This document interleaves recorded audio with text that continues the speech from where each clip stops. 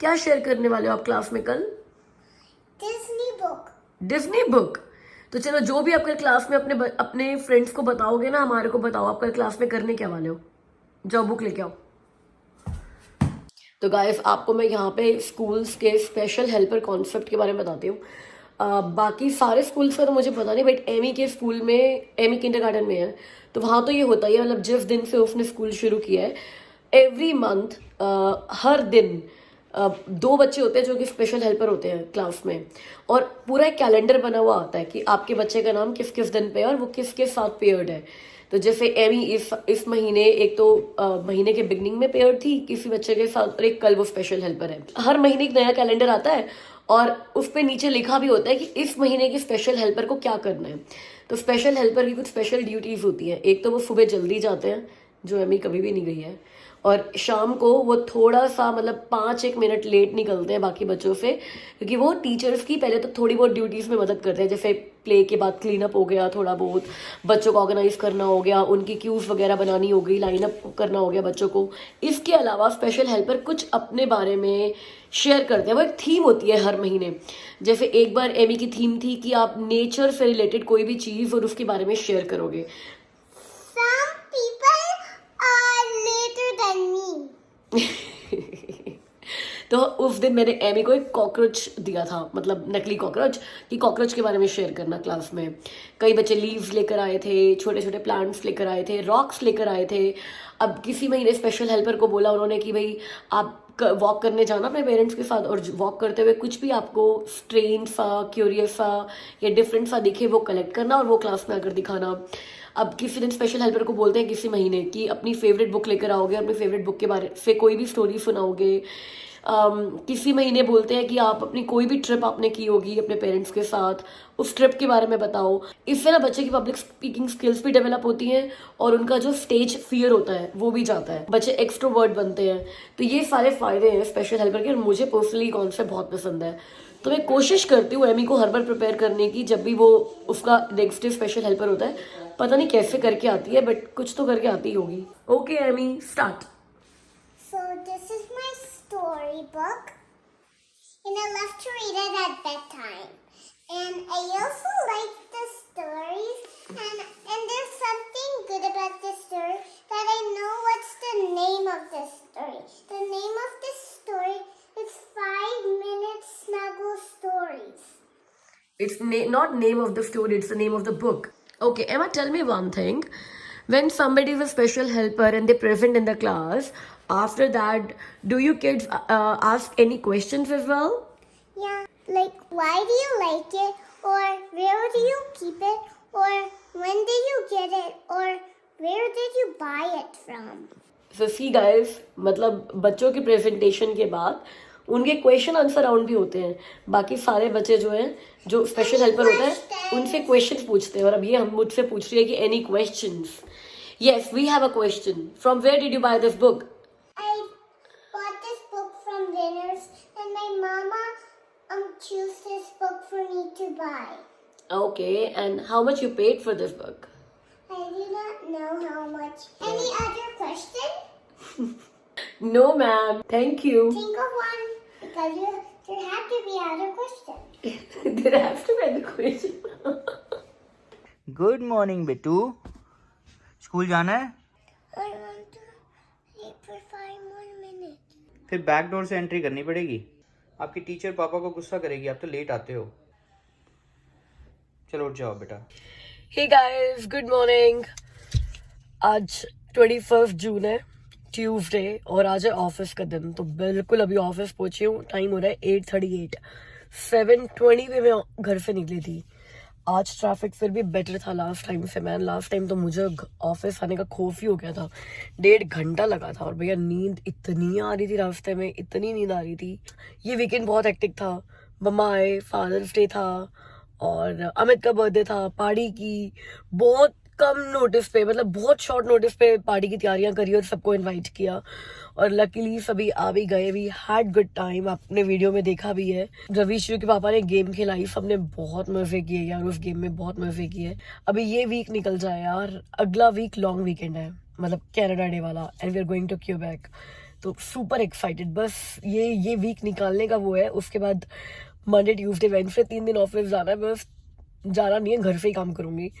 Thursday को छुट्टी ले रखी है एंड लॉन्ग वीकेंड है, 4 दिन क्यूबिक में मजे करेंगे, तो बने रहिए। अभी ऑफिस जाती हूँ और लेट हो गई हूँ, बात करते करते 8:40 हो गए हैं। तो आज हम आए हुए थे अपने यहाँ ब्रैम्पटन वाले घर में, जहाँ पे बेसमेंट का काम चल रहा है।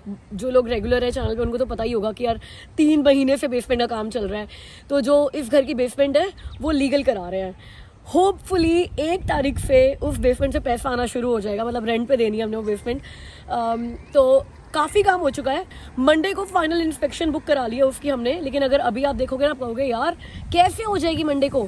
तो मंडे को ऐसे हो जाएगी कि फ्राइडे सैटरडे संडे 3 दिन काम चलेगा, क्योंकि मंडे को तो फाइनल इंस्पेक्शन करा के हमें अप्रूवल हाथ में चाहिए और 1 तारीख से, ताकि हम इसको रेंट पे चढ़ा सकें।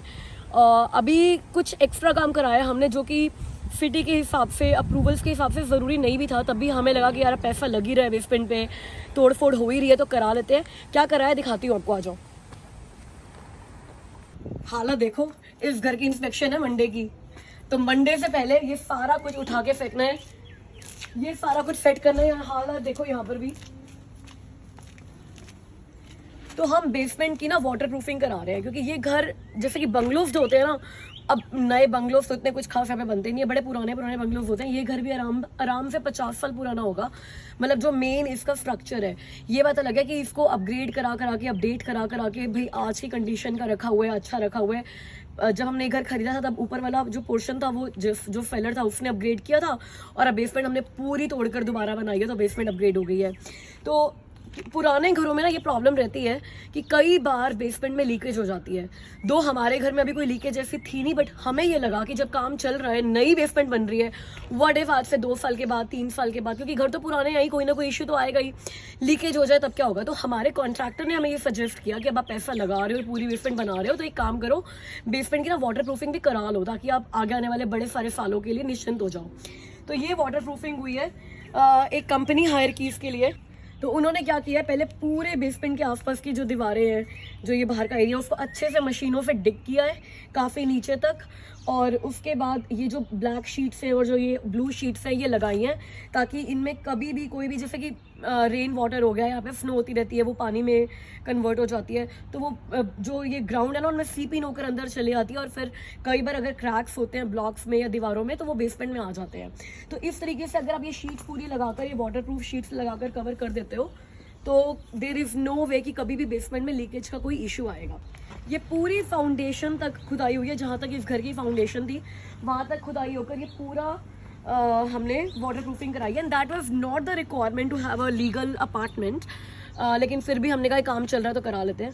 अब पैसा कितना लगा है भैया, बहुत खर्चा हो गया। मतलब जब हमने सोचा था ना कि बेसमेंट लीगल कराते हैं, उस टाइम जो एस्टिमेट लिया था हमने खर्चे का, बढ़ता गया। और आई नो जो कनाडा में और जिन्होंने कोई भी काम शुरू कराया होगा ऐसा घर का, कि भाई चाहे अपग्रेड्स कराए होंगे, चाहे कुछ ऐसे अनफिनिश बेसमेंट को फिनिश कराया होगा, कुछ भी कराया होगा, I know they all can feel what I am feeling right now, कि यार एक एस्टिमेट के साथ लेकर चले थे, मतलब ये एक एस्टिमेट के साथ लेकर चले थे। हमने सोचा था कि 60,000 में पूरी बेसमेंट रेडी हो जाएगी, और फिर एक खर्चा आया जो हमने नहीं प्लान किया था, फिर एक खर्चा आया जो हमने नहीं प्लान किया था, फिर ये एक्स्ट्रा एड ऑन करा लिया जो हमने बिल्कुल प्लान नहीं किया था। बट कॉन्ट्रैक्टर ने सजेस्ट किया, तो हमें लगा कि यार ये अच्छी सलाह दे रहा है, तो मान जाते हैं। सारे कॉन्ट्रैक्टर्स पैसा बनाने के लिए यूँ नहीं है कि फालतू की सलाह देते हैं, कई लोग समझदार वाली सलाह भी देते हैं, और ये तो उस कॉन्ट्रैक्टर ने करना भी नहीं था यार जिसने हमें सलाह दी, इसके लिए तो एक अलग से कंपनी हायर हुई है। तो फाइनली यहाँ वाला बजट यहाँ तक ना पहुँच चुका है। पूरा पैसा कितना लग गया ये तो अभी भी मैं बता नहीं सकती, बिकॉज काम अभी चल ही रहा है। बताती हूँ क्या क्या फाइनल, मतलब क्या क्या एक्स्ट्रा हो गया। आओ अंदर आके कुछ दिखाती हूँ, फिर बताऊँगी। पूरा टूर बेसमेंट का मैं देने वाली हूँ, बट एक बार इंस्पेक्शन हो जाए, फाइनल डन हो जाए, ऑफिशियली कह सकूँ कि भैया ये 3 बेडरूम लीगल बेसमेंट अपार्टमेंट है, तब दूंगी पूरा आपको बेसमेंट का टूर। लेकिन अभी बता दो खर्चा कहाँ बढ़ गया। यहाँ पे जिसने मेरा बेसमेंट का पहले वाला टूर देखा हुआ है, मैंने इस बेसमेंट का टूर पहले दे रखा है, तो आपको पता होगा कि ब्राउन किचन थी पूरी, और यहाँ तक थी, ये पूरी दीवार किचन की थी। अब हुआ क्या, हमें यहाँ पे कुछ वाटर मीटर की कुछ काम कराना पड़ गया, और इलेक्ट्रिकल कुछ ऐसा काम कराना पड़ गया, पाइप से रिलेटेड कुछ काम कराना पड़ गया, जिसकी वजह से ये नेसेसरी हो गया किचन तोड़नी पड़ेगी।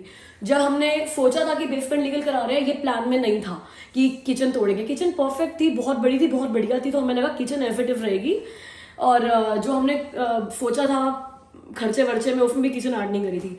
तो जब ये हुआ कि यार ये सब कुछ करने के लिए किचन तोड़नी पड़ेगी, तो फिर पूरी किचन नई बनी है। अब पूरी किचन नई बनी तो सब कुछ नया बना है। इनफैक्ट काउंटर टॉप, सिंक और ये पूरी किचन कैबिनेट, और किचन छोटी भी हो गई है। किचन छोटी का तो हमें पता था कि होगी, बिकॉज ये तीसरा रूम निकला है यहाँ पे।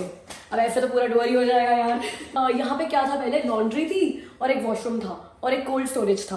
कोल्ड स्टोरेज अभी भी है, लेकिन सिर्फ लॉन्ड्री और वॉशरूम की वजह से जो जगह फालतू बहुत सारी वेस्ट हुई थी ना, इतना जबरदस्त बढ़िया रूम निकला है। लेकिन जब आपको मैं इसका टूर दूंगी तब दिखाऊंगी कितना बड़ा निकला है। वॉशरूम कहाँ चला गया? वॉशरूम उन दोनों रूम्स के साथ अटैच हो गया है, और क्या मॉडर्न सुपर वॉशरूम निकला, दिखाती हूँ।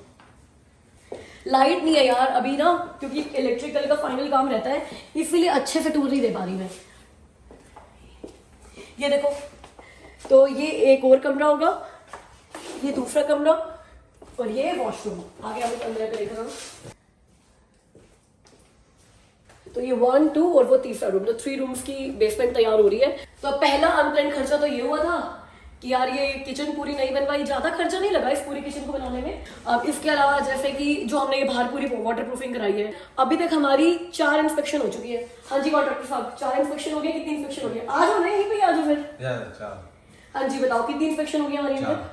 4 इंस्पेक्शन इस बेसमेंट की पूरी हो चुकी है, और एक फाइनल इंस्पेक्शन बची हुई है। तो सारे इंस्पेक्शन की डिटेल्स कि क्या क्या स्टेप्स थे वो इंस्पेक्शन के, और कब कब क्या क्या टाइमलाइन थी, और कितना कितना खर्चा हुआ, वो सारे के लिए एक स्पेशल वीडियो बनाएंगे जिसमें वो डेडिकेटेड होगी बेसमेंट के लिए। और बेसमेंट से रिलेटेड सारे बताएंगे कि अगर किसी को लीगल करानी है बेसमेंट तो स्टेप्स क्या है, खर्चा क्या है, इंस्पेक्शंस क्या है, वो सारी बात। जब मैंने बताया था ना अपनी पिछली वीडियो में कि हम बेसमेंट का काम शुरू करा रहे हैं, क्योंकि हमें एक बहुत बढ़िया कॉन्ट्रैक्टर मिल गया है फाइनली, तो मुझसे बहुत सारे लोगों ने पूछा था कि अपने कॉन्ट्रैक्टर की डिटेल्स शेयर कर दो। तो फाइनली अब मेरा काम खत्म हो गया है। मैंने कहा था उस टाइम कि जब मेरा काम खत्म हो जाएगा ना तब डिटेल्स शेयर करूंगी। तो मेरा काम खत्म हो गया है, मंडे को हमारी फाइनल इंस्पेक्शन है। इस वीडियो के डिस्क्रिप्शन बॉक्स में जिन्होंने हमारा सारा काम किया है, दर्शन जी हैं जिन्होंने किया, उनका फोन नंबर मैं डिस्क्रिप्शन में दे देने वाली हूँ। और आप काम को देख ही रहे होगे यार, जबरदस्त अच्छा काम किया है। और मैं ये भी बता देती हूँ आपको कि हमने बहुत सारे कोटेशंस लिए थे बेसमेंट के लिए, और बेस्ट कोटेशन और पूरे तसल्ली वाला इन्हीं का था। तो इनका फोन नंबर डिस्क्रिप्शन बॉक्स में डाल दूंगी, और आप अब उनको मंडे के बाद, पहले फोन मत करना होगे मंडे के बाद कभी भी कांटेक्ट कर सकते हो अगर आपने कोई भी अपने घर के रेनोवेशन से लेकर या बेसमेंट लीगल कराने से लेकर बेसमेंट फिनिश कराने से लेकर कोई भी काम कराना है। तो वैसे हमें उनसे पूछ लेते हैं थोड़ा बहुत, क्योंकि मेरे को इतना नॉलेज नहीं है कि वो क्या क्या काम करते हैं, तो बता देंगे आपको। तो मेरे को पता है, मैं आपको बता देता हूँ, मैं दर्शन को ना बहुत टाइम से जानता हूँ। इनफैक्ट जब हम पहले खुद इस घर में रहते थे, घर में कोई भी प्रॉब्लम होती थी, चाहे छोटी हो चाहे बड़ी हो, मैं सिर्फ एक ही नंबर मेरे फोन में सेव था इनका, मैं इन्हीं को हमेशा कॉल करता था। बट फिर उसके बाद ये थोड़े से बिजी हो गए अभी कॉन्ट्रैक्टर साहब हो गए कॉन्ट्रैक्टर साहब हो गए, तो ठीक है फिर अपॉइंटमेंट लेनी पड़ती थी। नहीं वैसे जरूरत पड़ी नहीं, सच बताऊँ तो मुझे जरूरत पड़ी नहीं। इनफैक्ट इस बेसमेंट को बनाने के लिए भी जो इन्होंने प्रॉमिस किया था कि इस डेट से स्टार्ट करेंगे, उस डेट से इन्होंने स्टार्ट कर दी। और जिस डेट को इन्होंने प्रॉमिस किया था कि कितना टाइम लगेगा, कब फिनिश करेंगे, लकीली उस टाइम पे फिनिश भी हो रही है। इनफैक्ट जो एस्टिमेट था ना वो ये था इनका कि मिड जून से लेकर 5-10 दिन ऊपर नीचे फिनिश हो जाएगी। कुछ ऊपर पाउडर रूम भी एडिशनल काम हमने इस घर में भी करवाया, ऊपर हमने एक पाउडर रूम बनवाया था। प्लस जब हम अपने वो घर को हमने जब सेल के लिए लगाया ना, तो 1 हफ्ते के लिए इनको हमने हाईजैक कर लिया था, इनको वहां ले गए थे, वहां पे सारा पेंट वर्क, वहां का ड्राइवे भी हमने बनवाया था, बहुत सारा काम करवाया था, वो भी इन्होंने किया। तो वो अगर वो टाइम हटा देना तो इन्होंने बिल्कुल एग्जैक्ट टाइम पे बेसमेंट पूरी कर दी है। अब बेसमेंट के लिए किसी को काम कराना हो तो आपको कांटेक्ट करेंगे। और क्या काम है जो आप कर सकते हो? सारा कुछ बेसमेंट का, जैसे वॉशरूम अपग्रेड कराना है या फिर फ्लोरिंग चेंज करानी है, पेंट कराना है, ही कैन डू एवरीथिंग। वो हमें कह रहे हैं कि जब मैं सफाई करके पूरी बेसमेंट को एक बार रेडी कर दूंगा ना, जब हैंड ओवर करूंगा तब एक वीडियो बनाना और तब दिखाना कि मैंने क्या काम किया है। पक्का वो करेंगे।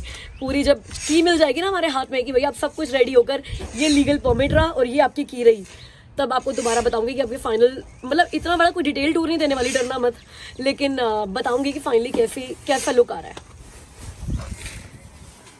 सो गाइस मैं आया हूँ ब्रैम्पटन के वॉलमार्ट में। सीरियसली ब्रैम्पटन के वॉलमार्ट आना पड़ गया करेला लेने के लिए। आपको बताया था ना कि मम्मा का फेवरेट है करेला। मैंने वहाँ पर बोल्टन में ढूंढा, उसके अलावा वहाँ पर जो आसपास ब्रैम्पटन के बाउंड्री पे लगते थे वॉलमार्ट, उन पर भी ढूंढा, कहीं नहीं मिला। मुझे ध्यान आया कि हमारे एक सब्सक्राइबर ने बताया था कि फ्रोज़न करेला भी मिल जाता है। तो मैं इस ब्रैम्पटन वाले वॉलमार्ट में आया हूँ जो हमारे पुराने वाले घर के पास। और मुझे पता था कि यहाँ से हमने पहले भी करेला ख़रीदा था, तो मैंने सोचा यहीं चल कर देखते हैं। अगर करेला मिल गया हमारा इंडिया वाला तो बहुत अच्छी बात है, नहीं मिला तो यहाँ से फ्रोज़न करेला तो मुझे पता है डेफिनेटली मिल जाता है। तो ठीक है, अंदर जाके देखते हैं कि और क्या लेना है और क्या क्या हम शॉपिंग करते हैं। गाइस याद है आपको, एक इंडियन मार्केट में गए थे हम ब्रैम्पटन में, आपको दिखाया था वहाँ पे क्यूकम्बर मिल रहा था 67 सेंट्स का, और हमने आपको बताया था कि वॉलमार्ट या और दूसरे स्टोर जो हैं वहाँ पर 1.5 से $2 के बीच में मिलता है। यहाँ देखिए कितने का मिल रहा है, 1.47। सो वही 1.5 का मिल रहा है, और वहाँ पे हमें मिला था 67 का। भैया करेले का नेम टैग तो मिल गया, ऊपर भिंडी है। करेला आसपास मुझे कहीं नज़र नहीं आ रहा, या तो ख़त्म हो गया या फिर इन्होंने गलती से लगा रखा है ये। अभी मैं जाऊँगा इंडिया बाज़ार में। इंडिया बाज़ार में शायद मुझे करेला भी मिल जाएगा, और वहाँ पर आटा तो डेफिनेटली आशीर्वाद वाला मिल ही जाएगा। Yes, finally I found it, करेला। मुझे चेक करना नहीं आता, बट हाँ तुक्के से उठाना पड़ेगा।